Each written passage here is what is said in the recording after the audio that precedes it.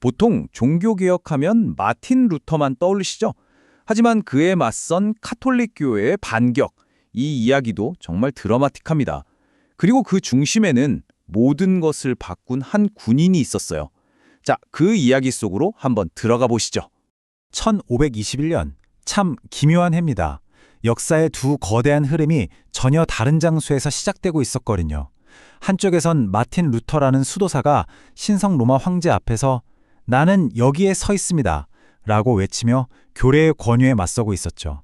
그런데 바로 그 시간 다른 한쪽에선 이냐시오 데 로욜라라는 군인이 바로 그 황제를 위해 목숨을 걸고 싸우고 있었습니다. 팜플로나 전투.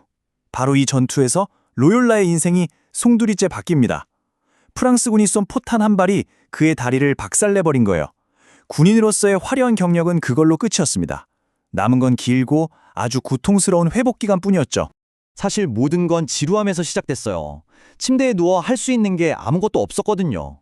그래서 시간을 때우려고 손에 잡은 책이 하필이면 그 성에 있던 유일한 책들, 바로 예수의 생애와 성인들의 이야기였습니다. 그런데요, 이 이야기들이 그의 마음속에 엄청난 불꽃을 일으킵니다. 나도 이들처럼 이제는 세속의 왕이 아니라 그리스도를 위한 군인이 되겠다는 새로운 야망이 싹튼 거죠. 자, 이렇게 새로운 목표를 찾은 로욜라는 곧바로 행동에 나섭니다. 만레사라는 작은 마을에서 자기 자신과의 아주 혹독한 싸움을 시작하죠. 근데 이게 그냥 좀 기도하고 금식했다 이런 수준이 아니었어요. 그는 극심한 영적 고통, 이른바 영혼의 어두운 밤을 겪습니다. 신의 존재마저 의심하고 모든 희망이 사라진 듯한 절망감에 빠져서 심지어 스스로 목숨을 끊을 생각까지 했으니까요. 이건 정말 그의 영혼을 건 진짜 전쟁이었습니다. 바로 이 끔찍한 고통 속에서 그가 찾아낸 무기가 있었습니다. 그게 바로 영신수련이에요. 이름만 들으면 좀 어려운데요. 쉽게 말해 영혼을 위한 군사훈련 매뉴얼이라고 생각하시면 딱 맞습니다. 이 훈련법 정말 독특합니다. 예를 들어 그냥 지옥은 나쁜 곳이라고 생각하는 게 아니에요. 눈을 감고 지옥의 끔찍한 비명소리, 역겨운 유황 냄새, 살이 타는 고통까지 온몸의 감각으로 생생하게 느끼게 하는 겁니다. 그리고는 반대로 천국의 황홀한 영광을 똑같이 상상하게 하죠. 이렇게 극과 극을 체험하게 해서 의지를 강철처럼 단련시킨 다음 자, 이제 너의 의지로 하나님을 선택해라 라고 이끄는 거예요. 자, 로욜라가 이렇게 자기 자신과 싸우고 있을 때 카톨릭 교회 전체는 어떤 상황이었을까요? 아니, 루터가 그렇게 세상을 뒤흔들고 있는데 왜 이렇게 대응이 늦었던 걸까요? 이 연대표를 한번 보세요. 와, 루터가 95개조 반박문을 붙인 게 1517년인데 교회가 제대로 뭉쳐서 대응하기 시작한 트리엔트 공의회가 열린 건 1545년입니다. 무려 30년 가까운 시간이 흐른 거죠. 그 사이 교회는 교황과 황제 간의 정치 싸움으로 마비되어 있었고 심지어 로마가 약탈당하는 끔찍한 일까지 겪었습니다. 1527년 로마 약탈은 정말 충격 그 자체였습니다. 신성 로마 황제 편에 선 군대가 교황의 도시 로마를 잔혹하게 짓밟았으니까요. 교황은 목숨을 건지기 위해 도망쳐야 했고요. 당시 많은 사람들은 이걸 보고 이건 세속적인 욕심에 눈이 멀었던 교황청에 대한 하느님의 분명한 심판이다 라고 생각할 정도였습니다. 바로 이런 총체적인 위기 상황에 로욜라가 다시 등장합니다. 그는 혼자가 아니었어요. 자신처럼 교회를 위해 싸울 동지들, 스스로를 그리스도의 용감한 기사들이라 부르는 이들을 모아 새로운 수도회를 만듭니다. 예수회는요, 기존 수도회랑 완전히 달랐습니다. 첫째, 공부를 엄청나게 시켰어요. 신학뿐만 아니라 고전, 인문학, 과학까지 당시의 모든 학문을 섭렵했죠. 둘째, 수도원에 갇혀있지 않고 세상 한복판으로 뛰어들었습니다. 그리고 마지막, 이게 핵심인데 교황님께 절대 복종하겠다는 특별한 네 번째 맹세를 했어요. 말 그대로 교황의 직속 특수부대가 된 겁니다. 그리고 마침내 1540년 교황 바울로 3세가 이들을 공식적으로 인정합니다. 이제 교황에게는 프로테스탄티즘의 거센 도전에 맞서 싸울 최정예 부대가 생긴 셈이죠. 자, 이제 무기가 준비됐습니다.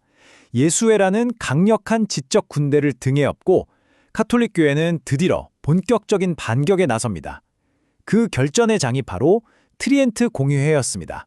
자, 첫 번째 격돌 지점. 진리는 어디에 있는가? 프로테스탄트는 오직 성경이라고 외쳤죠.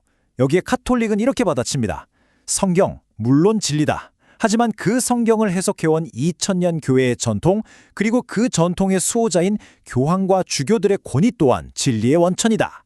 두 번째 쟁점. 인간은 어떻게 구원받는가? 루터의 대답은 아주 명쾌했죠. 오직 믿음으로. 하지만 카톨릭은 아니다. 믿음은 기본고 그 믿음을 증명하는 착한 행동, 즉 선행이 반드시 함께 가야 한다고 못을 박았습니다. 행동을 강조한 거죠. 그리고 마지막 세 번째, 결정적인 차이입니다. 구원은 누구의 힘으로 이루어지는가?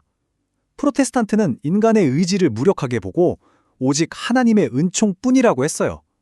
여기서 바로 로욜라의 사상이 빛을 발합니다. 카톨릭의 대답은 이거였죠. 물론 하나님의 은총이 절대적으로 필요하다. 하지만 거기에 인간의 단련된 자유의지가 적극적으로 협력해야만 구원은 완성된다. 인간 의지의 역할을 분명히 한 겁니다. 자, 이렇게 치열한 교리 논쟁을 통해 가톨릭 교회는 스스로를 재정비했습니다. 하지만 그 결과 세상은 어떻게 변했을까요? 이 전투적인 신앙이 남긴 유산을 한번 살펴보겠습니다. 이 그래프를 보면 정말 놀랍습니다. 예수회는 프랑스와 중부 유럽에서 프로테스탄티즘의 확산을 막아냈고요. 심지어 한때 프로테스탄트로 넘어갔던 독일이나 폴란드 일부 지역을 다시 가톨릭으로 되돌려놓기까지 했어요. 거기서 그치지 않고 인도, 일본, 아메리카 대륙까지 전 세계로 뻗어나갔습니다. 하지만 이런 엄청난 성공은 당연히 엄청난 반발과 증오를 낳았습니다. 나중에 미국의 2대 대통령이 되는 존 애덤스는 이런 말까지 남겼어요.